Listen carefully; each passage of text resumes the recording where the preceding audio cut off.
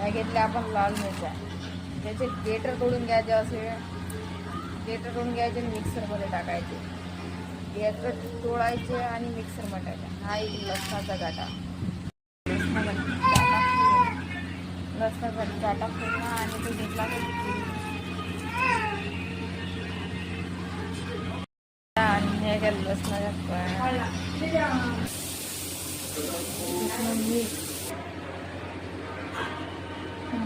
आपण जिरं